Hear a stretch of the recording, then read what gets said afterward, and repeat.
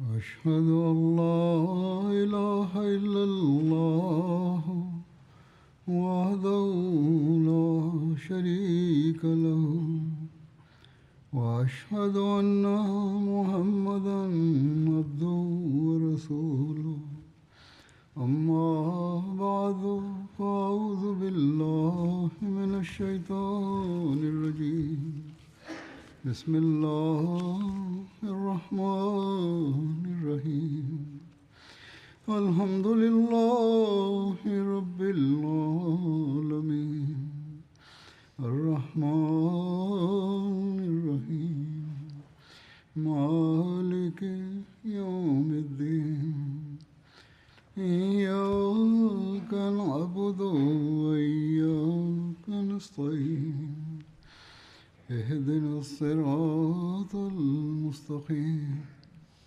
صراط الذين أنعمت عليهم غير المغضوب عليهم ولا الضالين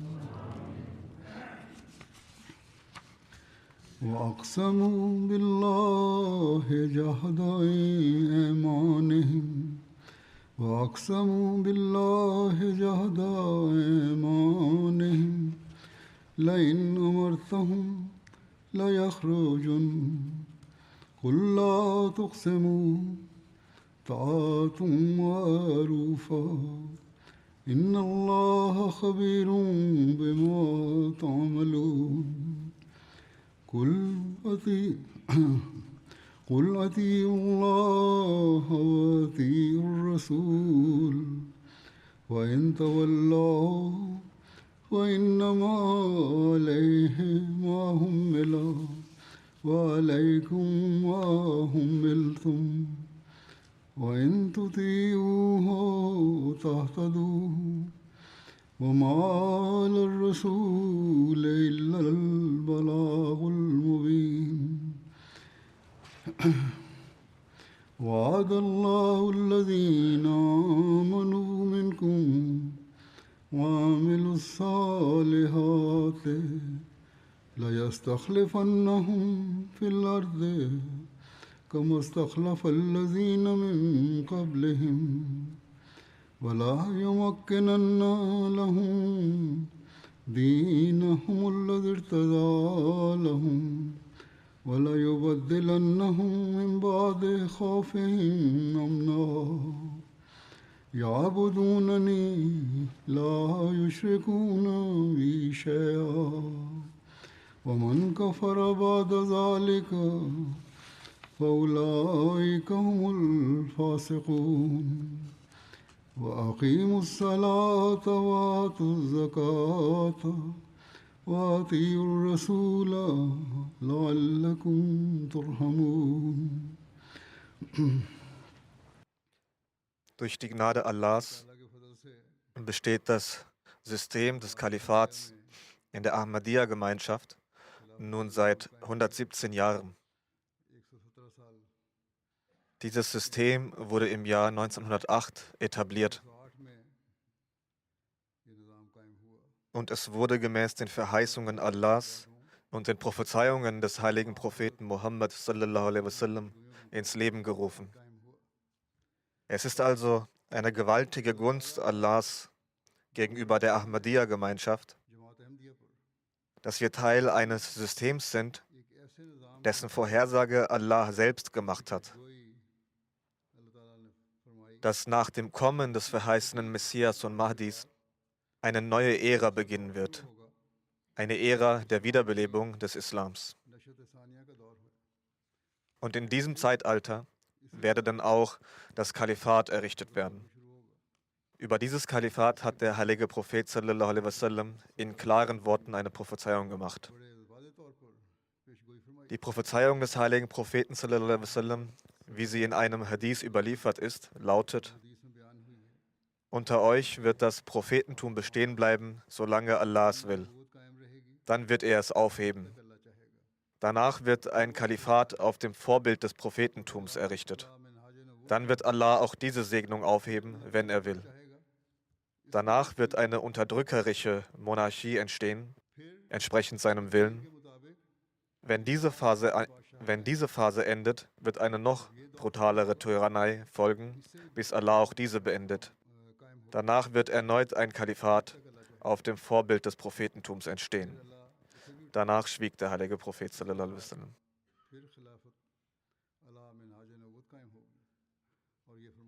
Dies ist also die Prophezeiung des heiligen Propheten sallallahu alaihi wasallam, gemäß der durch die Gnade Allahs nach dem Erscheinen des verheißenen Messias a.s. eine neue Ära der Wiederbelebung des Islam begann und nach seinem Ableben auch die Ära des Kalifats begann. Die Verse, die ich rezitiert habe, lauten in der Übersetzung wie folgt. Allah sagt, sie schwören bei Allah ihre feierlichsten Eide. Sie würden, wenn du es ihnen befiehlst, gewisslich ausziehen. Sprich, schwöret nicht, geziemender Gehorsam. Wahrlich, Allah ist wohlkundig dessen, was ihr tut. Sprich, gehorchet Allah und gehorchet dem Gesandten. Doch wenn ihr euch abkehrt, dann ist er nur für das verantwortlich, was ihm auferlegt wurde, und ihr seid nur für das verantwortlich, was euch auferlegt wurde.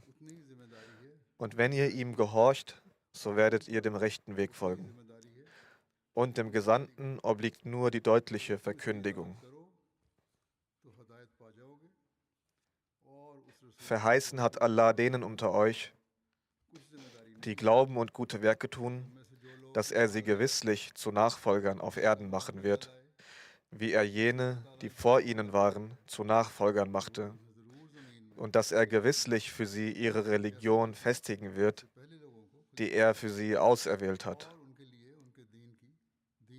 und dass er gewisslich ihren Stand nach ihrer Furcht in Frieden und Sicherheit verwandeln wird. Sie werden mich verehren und sie werden mir nichts zur Seite stellen. Wer aber hernach undankbar ist, das werden die Empörer sein. Und verrichtet das Gebet und zahlet die Zakat und gehorchet dem Gesandten, auf dass ihr Barmherzigkeit empfangen möget. Aus diesen Versen wird klar und deutlich, dass Allah den Muslimen das Versprechen gegeben hat, dass unter ihnen das System des Kalifats errichtet werden wird. Die Ära der rechtgeleiteten Kalifen dauerte 30 Jahre. Doch das Versprechen Allahs bezog sich nicht nur auf 30 Jahre, vielmehr war es ein vollständiges, dauerhaftes Versprechen. Und die Erläuterung dazu hat der heilige Prophet sallallahu alaihi wasallam selbst gegeben, wie ich aus dem Hadith vorgelesen habe, dass das Kalifat dem Vorbild des Prophetentums folgen wird. Danach werde es eine Monarchie geben, dann tyrannische Herrschaft und schließlich werde wieder ein Kalifat nach dem Vorbild des Prophetentums errichtet werden. Und dieses wurde zur Zeit des verheißenen Messias a.s. errichtet. Diese Tatsache sollten Ahmadis stets im Gedächtnis behalten, dass wir durch den Glauben an den verheißenen Messias a.s. ein Gelübde abgelegt haben, den Geboten Allahs zu folgen. Eine Bedingung dieses Gelübdes ist, dass wir stets mit dem Kalifat verbunden bleiben. Genau darauf hat Allah uns aufmerksam gemacht. Ja, er hat es uns ausdrücklich geboten. Und in Bezug darauf gibt es auch eine klare Aussage des heiligen Propheten sallallahu alaihi wasallam. Solange wir also mit dem Kalifat verbunden bleiben, werden wir weiterhin Empfänger der Gnaden Allahs sein. Doch auch dafür gibt es Bedingungen, wie Allah in den Versen dargelegt hat. Daher ist es für uns notwendig, diese Bedingungen zu erfüllen. Bevor ich auf deren Erläuterung eingehe, möchte ich ein Zitat des verheißenen Messias a.s. über die Kontinuität des Kalifats vorlesen. Der verheißene Messias a.s. schreibt in seinem Werk Das Testament folgendes: Kurz, Gott manifestiert seine Macht auf zweierlei Weise. Erstens offenbart durch die Hand seiner Gesandten. Zweitens, wenn nach dem Ableben des Propheten Schwierigkeiten aufkommen und die Feinde an Macht gewinnen und meinen, die Lage hätte sich verschlimmert. Sie sind der Überzeugung, dass diese Bewegung nun untergehen wird. Selbst einige Mitglieder der Bewegung geraten in Zweifel und verlieren den Mut. Einige Unglückliche kehren sich sogar ab. Dann manifestiert Gott zum zweiten Mal seine Macht und lässt die fallende Gemeinde sich festigen. Wer also bis zum Schluss ausharrt, erlebt dieses Wunder Gottes. Wer also bis zum Schluss ausharrt, erlebt dieses Wunder Gottes. So wie es zu Zeiten Hazrat Abu Bakrs geschah, als der Tod des heiligen Propheten sallallahu alaihi wasallam für einen vorzeitigen Tod gehalten wurde. Viele Nomaden kehrten sich daraufhin ab. Und als die Anhänger des heiligen Propheten, also viele analphabetische, in den Dörfern lebende, viele Nomaden kehrten sich daraufhin ab. Und als die Anhänger des heiligen Propheten, sallallahu alaihi wasallam, die Gefährten, aus Kummer die Besinnung zu verlieren schienen, zeigte er ein weiteres Mal seine Macht und rettete den Islam vor dem Untergang. Und indem Gott, der Erhabene, Hazrat Abu Bakr radiallahu anhu berief, erfüllte er sein Versprechen, das wie folgt lautet, und dass er gewisslich ihren Stand nach ihrer Furcht in Frieden und Sicherheit verwandeln wird.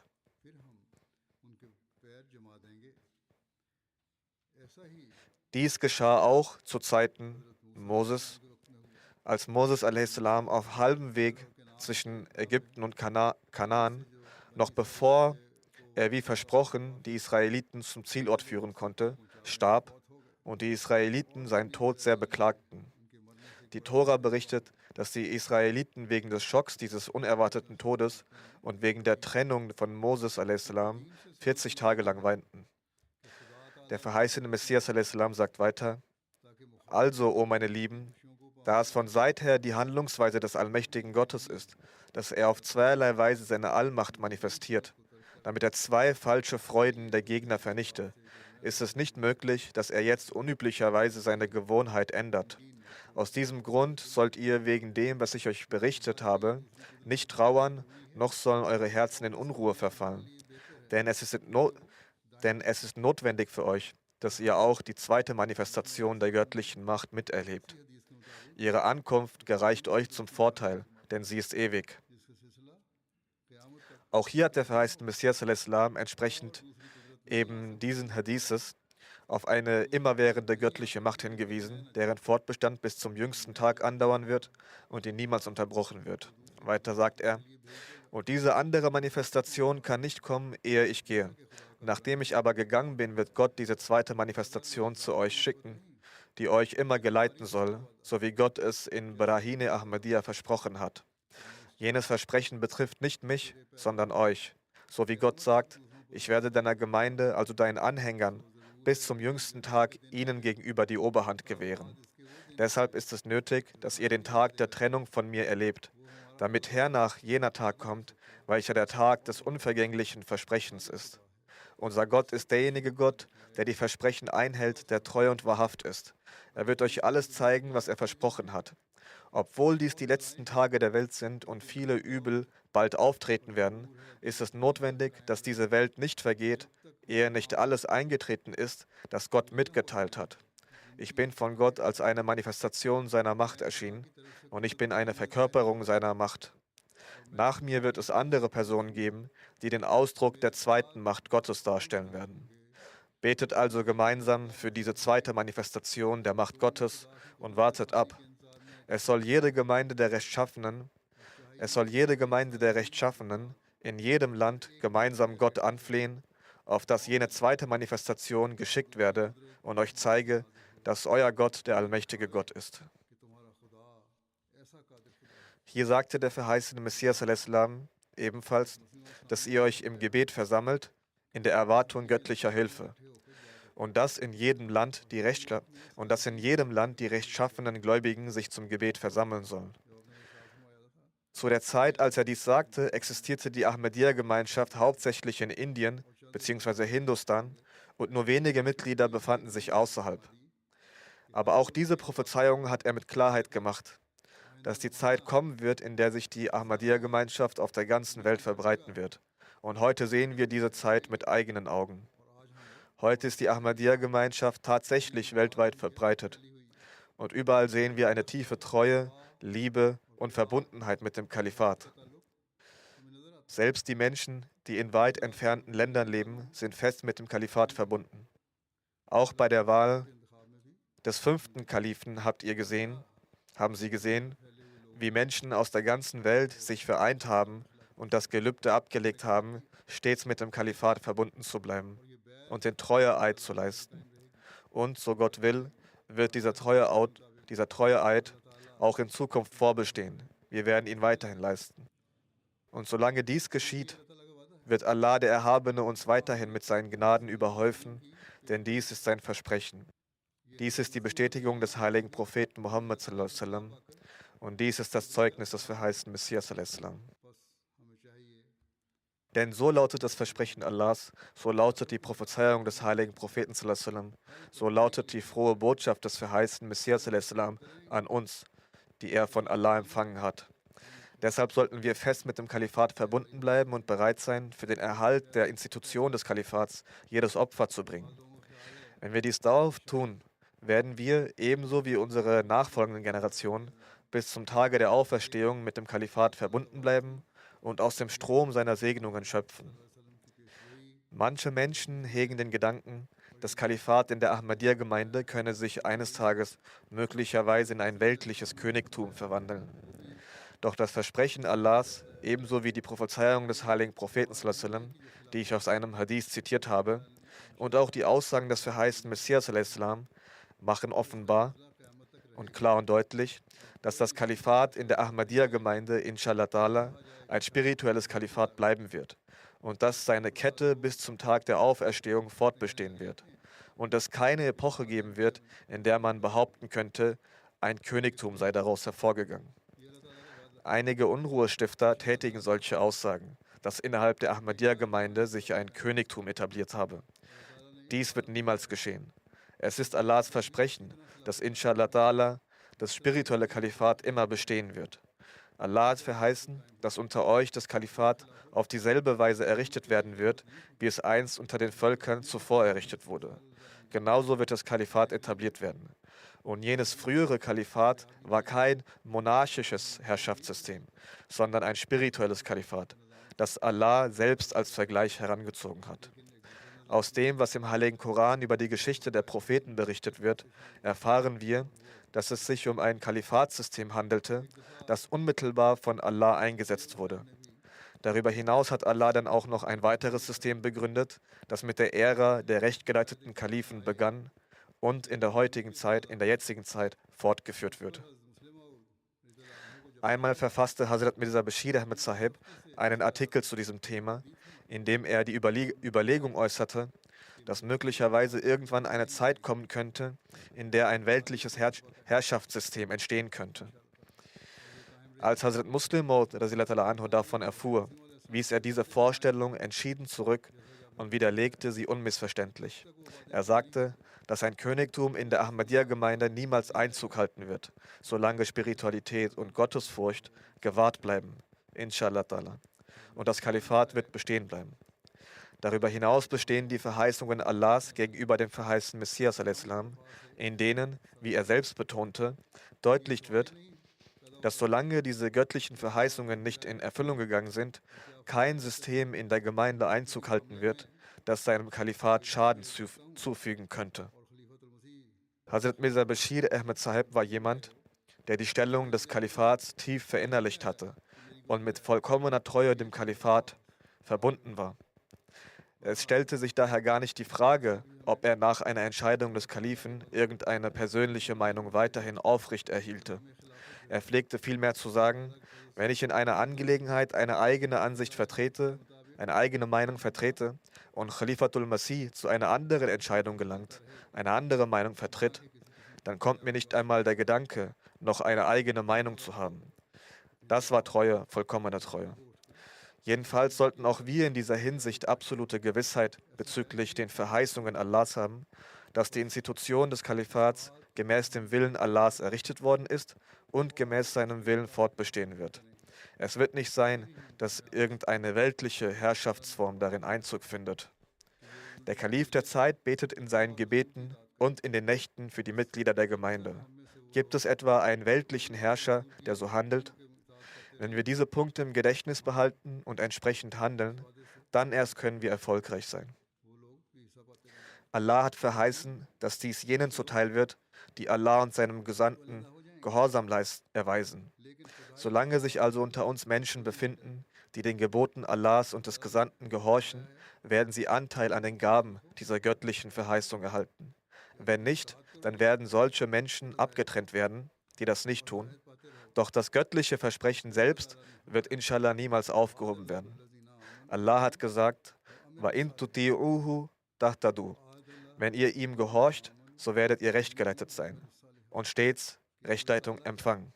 Und danach hat Allah gesagt, wa'adallahu allazina amanu minkum wa amilus salihat, dass dieses Versprechen Allahs für jene ist, die geglaubt haben und rechtschaffene Werke getan haben. Der Maßstab des Glaubens und rechtschaffenen Handelns wurde bereits im ersten Vers aufgezeigt, nämlich: Nehmt das Joch vollkommenen Gehorsams auf euch. Erst dann werdet ihr als wahre Gläubige gelten. Erst dann wird Achtsamkeit für fromme Taten entstehen, sowie der Fokus, sich darin immer weiter zu steigern. Wenn dieses Niveau erreicht wird, werden wir kontinuierlich aus den Segnungen des Kalifats schöpfen. Allah hat in Bezug auf den Fortbestand des Kalifats und dem Zugang zu dessen Segnungen uns, die sich mit diesem Kalifat verknüpfen, beigebracht, dass wir Allah und dem Gesandten Gehorsam leisten und seine Gebete befolgen sollen. Blicken Sie auf die Geschichte der Muslime. Wie auch im Hadith des heiligen Propheten sallallahu alaihi wasallam bestätigt wird, können wir feststellen, dass das wahre Kalifat, das rechtgeleitete Kalifat, nur so lange währte, wie die Gläubigen das Joch des Gehorsams auf sich trugen. Als sie sich von der Gehorsamkeit entfernten, wurden sie auch des Kalifats beraubt. Diesen Punkt sollte man also stets im Gedächtnis behalten. Wer sich mit der Ahmadiyya-Gemeinde verbunden hat und aus dieser Bindung auch Segen schöpfen möchte, für den ist es Pflicht, sich auch mit dem Kalifat zu verbinden. Ebenso ist es die Pflicht eines jeden Ahmadis, dem Kalifat vollkommenen Gehorsam zu leisten und die Anweisungen des Kalifen der Zeit zu befolgen und eine loyale Beziehung zu ihm zu pflegen, ist genauso die Pflicht eines jeden Ahmadis. Erst dann wird er auch rechtgeleitet sein und nur dann wird er stets an den Segnungen teilhaben, die Allah für jene verheißen hat, die wahre Gläubige sind und sich fest mit dem Kalifat verbinden. Erst dann wird er auch rechtgeleitet sein, erst dann wird er auch stets von den Segnungen profitieren. Das hat Allah für eine solche Person als erforderlich erklärt, der ein wahrer Gläubiger ist und sich mit dem Kalifat verbunden sieht. Die von Allah errichtete Institution des Kalifats ist eine solche, dass Allah der Erhabene selbst die Herzen zu ihr wendet. Dies ist der Beistand Gottes. Und wir wurden Zeugen dieses Beistands in der Zeit eines jeden Kalifen. Als Khalifatul Masih I., Hazrat Maulana Nuruddin Sahib, das Amt des Kalifen bekleidete, erhielt er besondere Unterstützung von Allah, wodurch die Menschen ihr Treuegelübde auf ihn ablegten. Auch in der Zeit von Khalifatul Masih II. Haben wir gesehen, dass trotz des großen Aufruhrs der Beistand Allahs ihn stets begleitete. Und eben dieser Beistand brachte die Versprechen an den verheißenen Messias al-Islam in Erfüllung und dann vereinte sich die Jamaat Ahmadiyya an einer Hand, während diejenigen, die gegen die Institution des Kalifats waren oder gegen ein Fortbestehen dessen waren, sich trennten und in der Folge ihre Bedeutung verloren ging. Dann haben wir zu der Zeit des dritten Kalifen gesehen, wie sich die Menschen an einer Hand vereinten. Danach genauso auch in der Zeit des vierten Kalifen, wie sie zusammenkamen und kein Übel sie zerstreuen konnte. Und dann auch in der Zeit des fünften Kalifats, wie ich auch früher bereits mehrfach sind die Leute zusammengekommen. Es ist beispiellos. Menschen aus fernen Gegenden kamen zusammen und brachten eine solche Treue zum Ausdruck, die ebenfalls beispiellos ist. Schauen Sie selbst, wie heute auf der Welt nur die Jamaat Ahmadiyya durch eine Institution miteinander verbunden ist. Und durch die Gnade Allahs, durch die Verbundenheit mit der Jamaat und dem Kalifat, empfangen sie zahlreiche Segnungen von Allah. Es stimmt zwar, dass auch feindlich Gesinnte eine Fülle an Ungerechtigkeiten gegen die Jamaat ausüben, vor allem in Pakistan und in ein paar anderen Ländern. Jedoch sind alle Ahmadis durch Allahs Gnade standhaft in ihrem Glauben. Trotz all dem sind sie davon überzeugt, dass dieses Leid sie nicht von ihrem Glauben abbringen kann. Und im Gegenzug lässt Allah, der Erhabene, so großen Lohn auf uns und unsere Nachkommen regnen, der seinesgleichen sucht. Blicken Sie auf den Aufstand gegen die Jamaat von 1974 in Pakistan. Trotz dessen machte die Jamaat weiter Fortschritte und breitete sich in die weite Welt aus. Die Gesetze, die 1984 gegen die Jamaat verabschiedet wurden, bildeten kein Hindernis für den Fortschritt der Jamaat. Auch wenn der Kalif die Zentrale in Rabwa verlassen musste, stellte auch dies kein Hindernis für den Fortschritt der Jamaat dar. Vielmehr sahen wir die Segnungen Allahs nach der Auswanderung mit einer neuen Glorie auf das Kalifat herabregnen und eine neue Ära begann.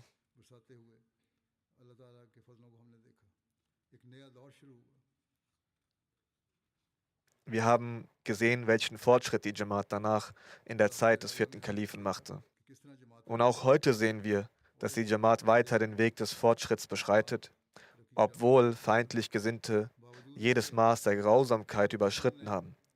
Wir sehen heute, dass vor allem nach 2010, als Gegner der Jamaat einen groß angelegten Angriff auf unsere Moscheen ausübten und zahlreiche Ahmadis ermordeten, seitdem immer noch wieder weitere Morde auch stattfinden, mal mehr, mal weniger. Vor allem in der Zeit des jetzigen 5. Kalifats kam es zu unzähligen Märtyrertoden. Dennoch lässt Allah, der Erhabene, den Glauben der Menschen nicht ins Wanken geraten. Es ist die Gnade Allahs, dass die Menschen in ihrem Glauben bestärkt werden. Nicht nur sind sie in ihrem Glauben gefestigt, sondern dieser wird dadurch sogar bestärkt. Es stimmt natürlich, dass auch manche schwach im Glauben sind und manche vermutlich auch zurückgewichen sind. Doch die große Mehrzahl ist standhaft im Glauben und erfährt auch Allahs Segen. Allah hat sie auf verschiedene Weise gesegnet. Sie konnten auswandern, wodurch sie durch die Gnade Allahs auch weltlichen Wohlstand erlangten. Ebenso sehen wir in anderen Ländern, dass die Jamaat Ahmadiyya sich zahlreich verbreitet. Dies war ein Versprechen Allahs an das Kalifat, wodurch wir diese Ergebnisse sehen, dass wir heute in 213, 214 Ländern die Jamaat Ahmadiyya etablieren konnten. Und durch die Gnade Allahs bildet sich eine Gemeinschaft von Aufrichtigen. Und es erstaunt, wie weit entfernt lebende Menschen eine solche Verbindung zum Kalifat haben können und aufweisen können. Ich habe auch früher schon berichtet und tue es von Zeit zu Zeit, welche Beziehungen die Menschen zum Kalifat pflegen, die in afrikanischen Dörfern leben. Trotz Verlusten sind sie in ihrem Glauben standhaft. In Burkina Faso, im Ort Dori, wurden 9 Ahmadis zu Märtyrern.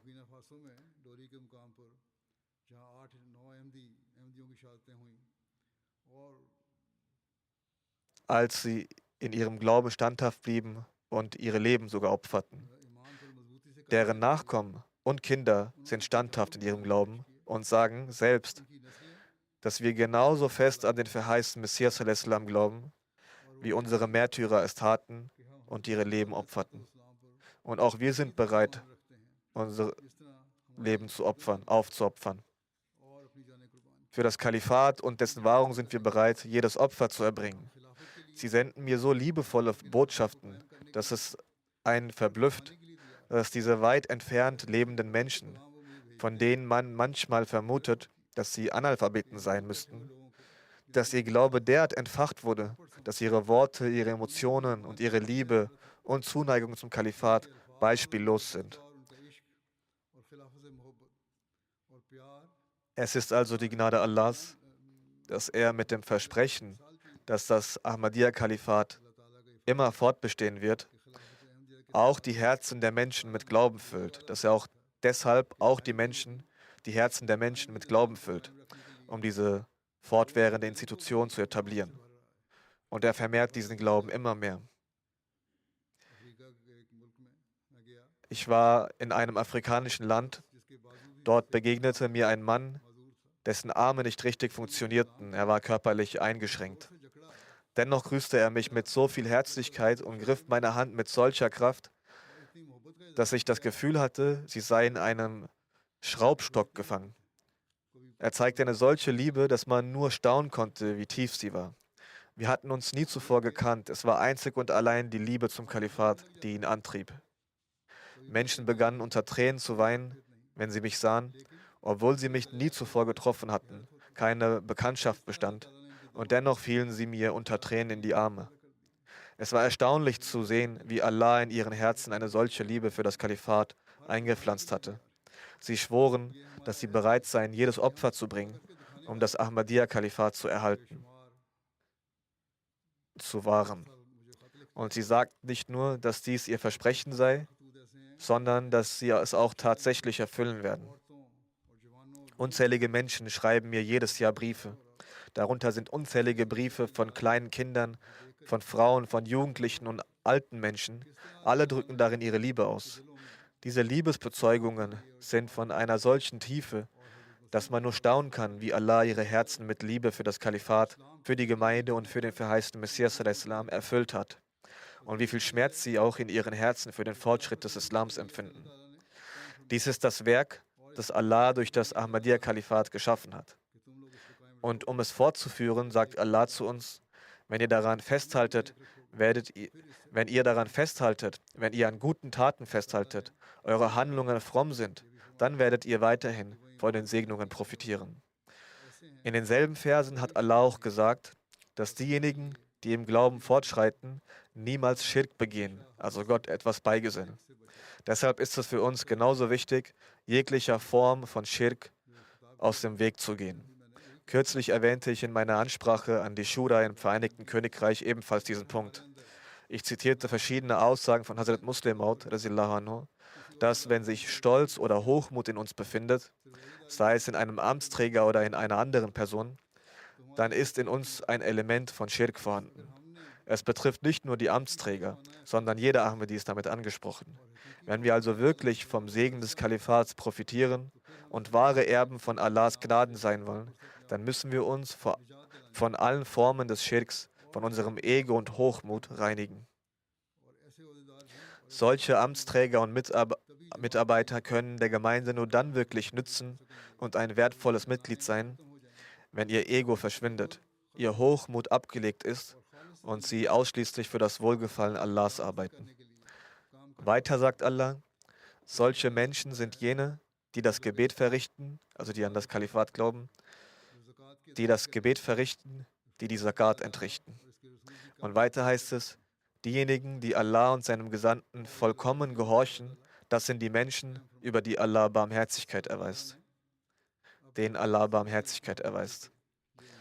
Seitdem Allah durch den verheißenen Messias al-Islam diese Kette der Segnungen, die Kette der Segnungen des Kalifats, initiiert hat, sollte jeder Ahmadi sich stets an das Gebot Gottes erinnern, dass Allahs Versprechen, die Segnungen des Kalifats aufrechtzuerhalten oder um Segnungen vom Kalifat zu erfahren, nur jenen gilt, die dem Kalifat mit voller Treue folgen. Die Anbetung Allahs sollte stets vor Augen bleiben, denn nur diejenigen, die stets Allahs gedenken und ihn anbeten, können ihm vollkommenen Gehorsam leisten. Und wie wir wissen, hat Allah uns wiederholt geboten, das Gebet zu verrichten. Deshalb ist die Einhaltung der Gebete von höchster Wichtigkeit. Jeder Ahmadi, der sich dem Kalifat verbunden fühlt oder sich mit ihm verbinden möchte und dessen Segnungen erlangen will, muss sich dies fest vor Augen halten. Wir müssen dem Gebet große Aufmerksamkeit schenken. Hazrat Muslim Maud radhiyallahu anhu hat in einer Erläuterung zur Wichtigkeit des Ritualsgebets einmal sehr schön gesagt, der beste Abschnitt des Ritualgebets ist das Freitagsgebet, bei dem der Imam die Predigt hält und Anweisungen, Ratschläge gibt. Der Kalif der Zeit spricht mit Blick auf die Welt, der Kalif der Zeit spricht mit Blick auf die Lage der Welt und die von Zeit zu Zeit aufkommenden Bedürfnisse verschiedener Nationen unter Weisungen aus, durch die nationale Einheit und eine vereinte Ausrichtung entstehen. Der Kalif der Zeit richtet die Aufmerksamkeit aller in eine Richtung. Heute sehen wir, dass dieses Bild Wirklichkeit geworden ist. Allah hat durch MTA ein solches System etabliert, durch das die Ansprache des Kalifen in jedem Land, in jeder Region, in jeder Stadt und in jedem Dorf gehört und gesehen werden kann. Und es ist nicht so, dass diese Ansprache nur für die Menschen gedacht sind, die unmittelbar vor ihm sitzen. Nein, ich bekomme viele Briefe aus Afrika, aus der Türkei, aus Ländern der ehemaligen Sowjetunion, in denen geschrieben steht, dass das, was sie sagen, genau auf unsere Lebensumstände zuzutreffen scheint. Wenn wir es hören, werden wir zur Selbstreflexion angeregt und es entsteht das Gefühl, dass das System des Kalifats tatsächlich ein solches ist, das uns zu einer Einheit verbunden hat. Die Vorstellung also, dass diese Reden nur für Menschen mit einer pakistanischen Mentalität oder für bestimmte Europäer gedacht seien, ist falsch. Im Gegenteil, aus den Briefen erkenne ich, dass es in jeder Ecke der Welt, in jedem Land aus den Briefen erkenne ich, dass es in jeder Ecke der Welt, in jedem Land angesichts ihrer jeweiligen Traditionen es doch auch gewisse gemeinsame Punkte gibt. Dadurch bekommen die Menschen die Gelegenheit, sich zu verbessern.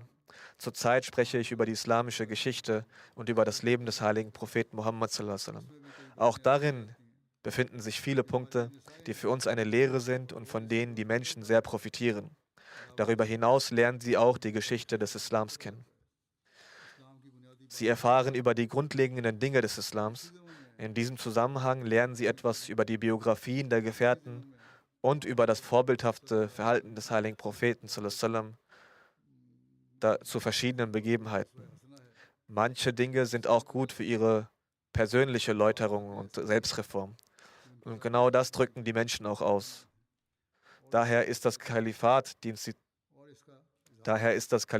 Institution, welche Allah erschaffen hat, wodurch eine Einheit in der Jamaat entstanden ist und in 215 Ländern der Welt diese Einheit zu verspüren ist und mit diesem System verbunden ist und jeder Ahmadi bemüht, sich zu verbessern.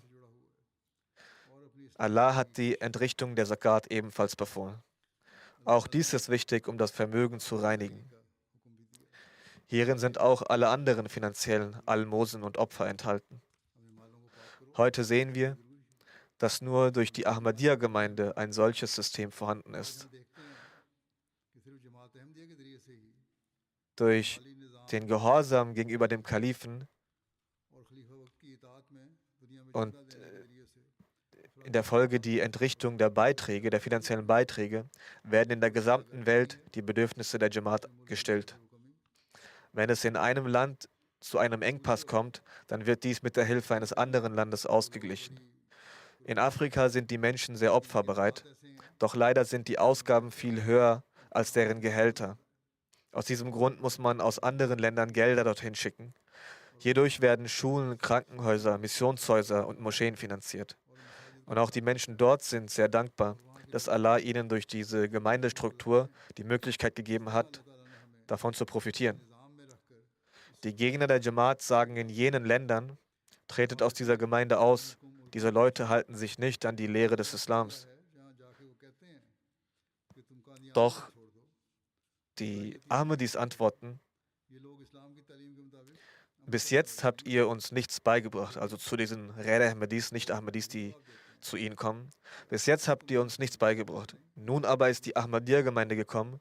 Diese haben in unseren Dörfern, Ortschaften und Städten auch Moscheen gebaut, haben sich um unsere Bildung gekümmert, haben auch für uns Krankenhäuser errichtet und bringen uns auch die Religion bei, lehren uns den Koran und dessen Übersetzung. Ihr habt bis jetzt nichts getan und erhebt euch nun zur Bekämpfung dieser Menschen und um zu verbreiten, dass sie keine Muslime seien, seid ihr hinter uns her. Wenn sie keine Muslime sind, dann gibt es sicherlich auch sonst keine anderen Muslime auf der ganzen Welt. Das ist die Antwort der Neukonvertiten. Somit ist auch dies ein durch das Kalifat eingeführtes System, wodurch Allah in den Herzen der Menschen den Geist des finanziellen Opfers entwickelt hat.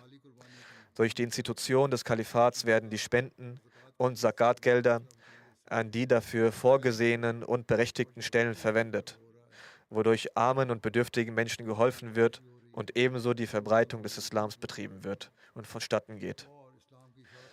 Wie bereits gesagt, manchmal gibt es Länder, die eine schwere Zeit durchmachen, zum Beispiel Bangladesch, in den arabischen Ländern, bestimmten arabischen Ländern, in Pakistan und auch in Palästina, andere Orte.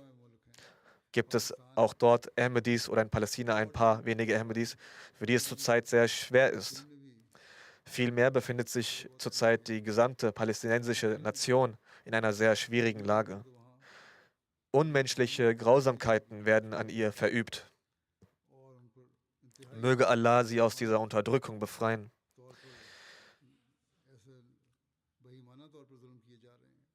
Möge Allah sie aus dieser Ungerechtigkeit befreien, die gegen die Palästinenser geduldet wird.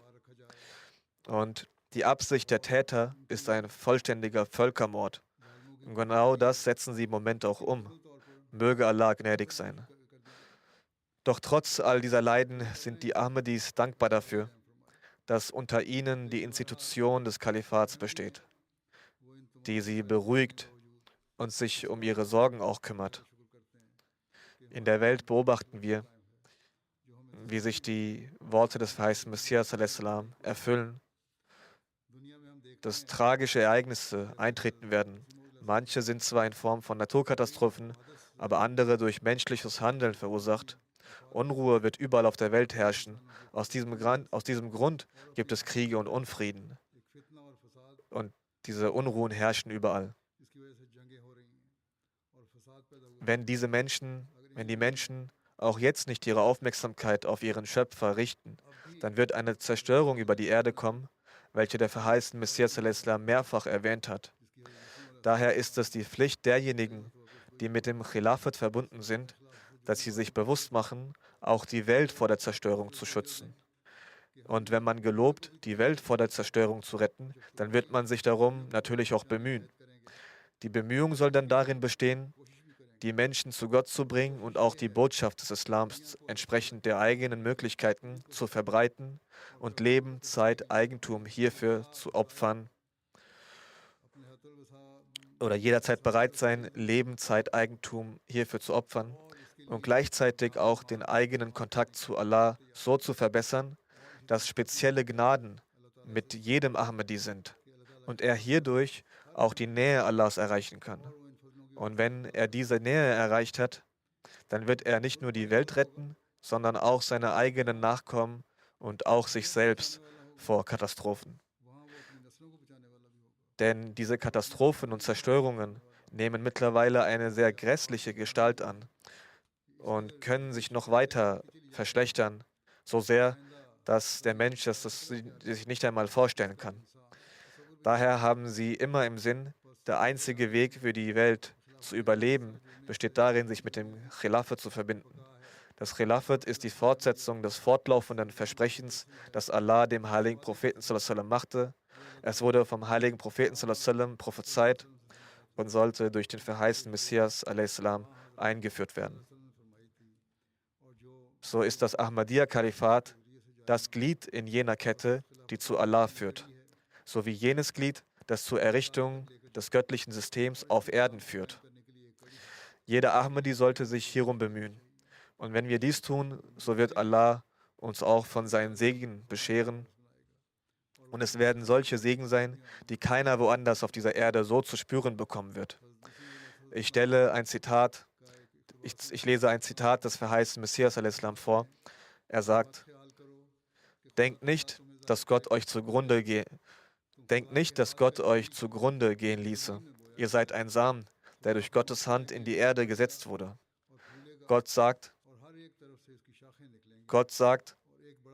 dass dieser Samen gedeihen und wachsen und Zweige in alle Richtungen hervorbringen wird. Er wird zu einem großen Baum heranwachsen.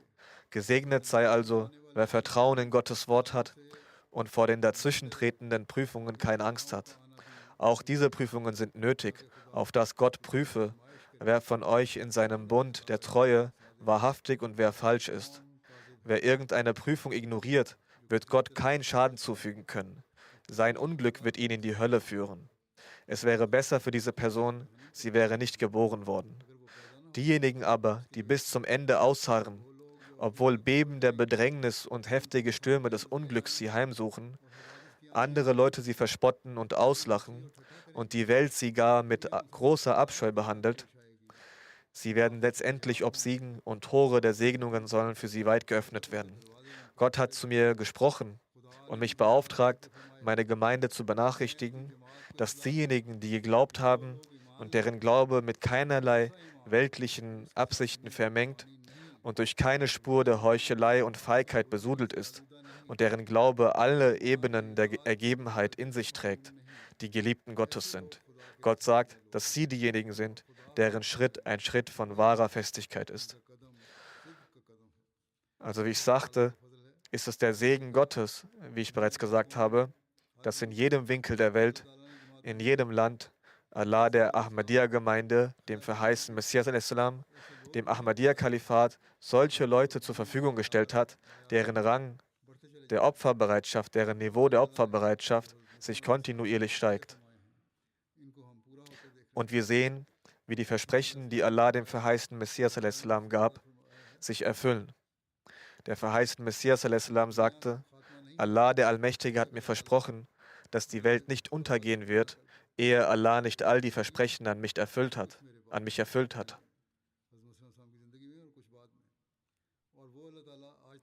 Einige während meines Lebens und einige danach. Also das heißt, einige während der Lebzeit des verheißenen Messias al-Islam, einige danach. Und wir sehen, dass Allah, der Allmächtige, diese bis heute fortlaufend erfüllt. Und diejenigen, die mit dem Kalifat verbunden sind, beobachten dies und werden es inshallah auch weiterhin bezeugen können. Demzufolge ist es unser aller Aufgabe, die frohen Botschaften, die der verheißene Messias al-Islam von Allah, dem Allmächtigen, erhalten hat, um daran teilhaben zu können, um die Segnungen aus den Verheißungen Allahs zu erhalten, zu denjenigen zu werden, die Allahs Größe und Großartigkeit in ihrem Herzen verankern, im eigenen Herzen und in den Herzen der Welt und in den Herzen unserer Nachkommenschaft, zu denjenigen werden, die die mündliche Bekundung des Glaubens an die Einheit Gottes auch in Taten umsetzen, die wahres Mitgefühl für die Menschheit empfinden, die das Herz vom Groll und Neid bereinigen, in jeder frommen Tat voranschreiten, die den Glauben schützen, den eigenen Glauben schützen, zu einem Vorbild an vollkommenen Gehorsam werden und im Glauben immer weiter steigen, damit vor Allah unsere Schritte zu aufrichtigen Schritten gezählt werden können und wir die Segnungen aus seinen Verheißungen schöpfen können. Möge Allah, der Allmächtige, uns dazu befähigen, dass jeder von uns für jedes Opfer zur Erhaltung der Khilafat Ahmadiyya stets bereit ist. Mögen wir den Eid, den wir zu unterschiedlichen Anlässen ablegen, den wir auch in unseren Unterorganisationen geloben, erfüllen. Möge Allah, der Erhabene, in unseren Lebzeiten die Tage anbrechen lassen und herbeiführen, in denen die Fahne seiner Einheit auf der ganzen Welt weht und immer mehr Menschen reihenweise in die Gefolgschaft des heiligen Propheten sallallahu alaihi wasallam strömen und versuchen, zu den Gehorsamen Allahs zu werden. Und wenn dies eintritt, dann wird jener Tag kommen, der für uns ein Tag der wahren Freude sein wird. Es wird jener gesegnete Tag sein, an dem wir sagen werden, aus der Segnung des Kalifats, die Allah uns verheißen hat, ziehen wir heute den Nutzen. Und es werden diese Tage sein, die die Welt vor dem Untergang retten werden. Möge Allah uns befähigen, sowohl uns selbst zu verbessern, als auch seine Botschaft an die Welt zu tragen.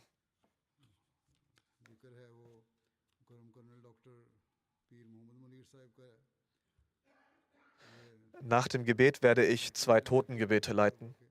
Der erste Nachruf gilt Herr Oberst Dr. Pir Muhammad Munir.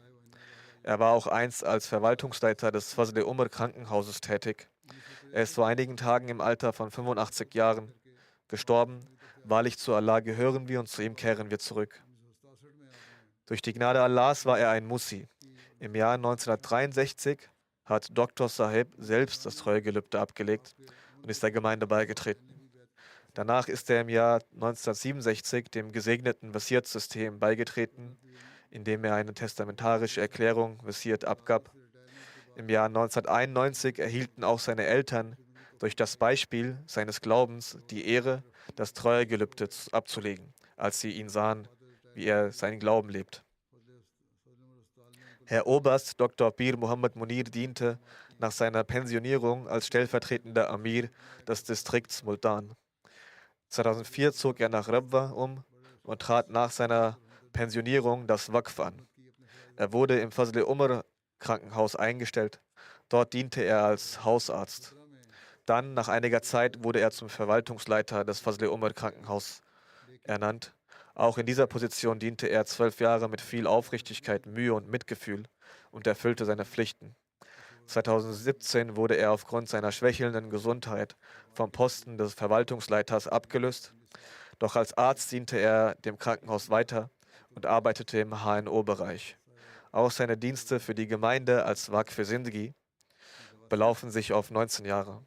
Seine Ehefrau, Frau Amatul Malik Sahiba, die mütterlicherseits eine Enkelin von Hazrat Dr. Mir Muhammad Ismail Sahib radiallahu anhu ist, schreibt: Er war ein äußerst fürsorglicher Vater und liebevoller Ehemann und pflegte die Beziehungen innerhalb der gesamten Verwandtschaft. Er war sehr stark mit der Gemeinde und Khilafat verbunden. Er versuchte stets, sein Waqf mit großer Ehrlichkeit zu erfüllen. Wir verbrachten 60 Jahre als Ehepartner Seite an Seite. Er war sehr sanftmütig und sorgte sich sehr um alle. Er achtete auf meine Eltern und Geschwister genauso wie auf seine eigenen Eltern. Menschlichkeit stellte er über alles, über allem. Wenn er von der Arbeit spät nach Hause kam und man ihn danach fragte, sagte er: Andere arbeiten mit Akten. Sie können die Akten schließen, wann immer sie möchten. Doch ich arbeite mit Menschen. Ich behandle sie und es ist meine Pflicht, auf ihre Bedürfnisse zu achten. Sie sagt: Eines Tages kam er sehr spät nach Hause. Ich fragte ihn nach der Ursache. Er sagte, dass ein Straßenkehrer, und das war jetzt kein Straßenkehrer, der im Krankenhaus tätig war, sondern ein gewöhnlicher Straßenkehrer. Er antwortete, dass er heute operiert wurde. Er hatte keine Begleitung dabei, also blieb ich bei ihm, damit ich mich um ihn kümmern konnte. Er verrichtete stets das Tahajjud-Gebet, hielt das Fastengebot ein und verrichtete die Pflichtgebete und freiwilligen Nawafil-Gebete. Er fastete regelmäßig jeden Donnerstag freiwillig. Zudem, wie ich bereits sagte, nahmen seine Eltern die Ahmadiyya 1991 an, nachdem sie von seinem Verhalten und Lebensweise beeindruckt waren. Seine Mutter pflegte zu sagen: Wir dachten damals, dass Ahmadis, Gott bewahre, nicht an den heiligen Propheten sallallahu alaihi wasallam und nur an den verheißenen Messias sallallahu alaihi wasallam glauben würden. Dies gefiel mir nicht. Doch als ich sah, dass mein Sohn sowohl das Tahajjud-Gebet verrichtet, als auch die Pflichtgebete einhält, dachte ich mir, dass Ahmadis nicht falsch sein können. So wurde seine Verhaltensweise der Grund, wieso seine Eltern der Gemeinde beitraten. Da er das Bad selbst nach selbstständiger Nachforschung abgelegt hatte, war er ein sehr praktizierender Ahmadi. Er hegte zum Khilafat eine Bindung starker Liebe und Überzeugung. Er war immer mit dem Khilafat verbunden. Er wies sich selbst und auch seine Kinder immer dazu an, in schweren Zeiten dem Kalifen der Zeit zu schreiben. Für seine Dienste hegte er nicht den Wunsch nach einem bestimmten Amt, nach irgendeinem Amt. Stattdessen schrieb er mir, dass er bereit ist, dort zu arbeiten, wo immer ich ihn einsetze. Zu seinen Hinterbliebenen gehören Ehefrau, 3 Söhne und Enkelkinder. Möge Allah der Allmächtige ihm vergeben und gnädig sein. Der zweite Nachruf gilt der ehrenwerten Frau Salima Zahid Sahiba. Sie war die Ehefrau von Samiullah Zahid Sahib, ein Missionar der Gemeinde in Kanada. Sie ist in den vergangenen Tagen verstorben. Wahrlich, Allah sind wir und zu ihm kehren wir heim. Die Verstorbene war Musia. Zu den Hinterbliebenen gehören neben Ehemann eine Tochter und 3 Söhne. Einer ihrer Söhne, Herr Ataul Momin Zahid Sahib, ist ein Missionar der Gemeinde. Er ist Dozent an der Jamia Ahmadiyya UK. Herr Momin Zahid Sahib schreibt: Meine Mutter unterrichtete, ohne zu übertreiben, 60 bis 70 Kindern den Heiligen Koran. Nein, so stimmt das nicht, sondern Momin Zahid Sahibs Vater hat geschrieben. Er hat geschrieben, dass seine Mutter, ohne zu übertreiben, 60 bis 70 Kindern den Heiligen Koran unterrichtete. Und nach ihrem Tod, auch sie, also die Verstorbene, die ich gerade erwähne, diese Aufgabe fortsetzte und den Heiligen Koran unterrichtete. Viele Anhänger der Ahle Hadith und der Ahle Sunnah gaben sogar offen zu, dass sie es war, die Verstorbene, die ihren Kindern den Heiligen Koran unterrichtet hat. Er schreibt zudem, sie war eine glückselige, bescheidene und loyale Frau, die anderen diente. Sie half stets anderen. Hilfsbedürftige stellte sie auch über sich selbst. Ihr Sohn Ataul Muhammad Zahid sagt, selbst in finanziell engen Zeiten zog sie es vor, Hilfsbedürftigen zu helfen, anstatt Geld für sich selbst auszugeben. Möge Allah, der Allmächtige, ihr vergeben und gnädig sein.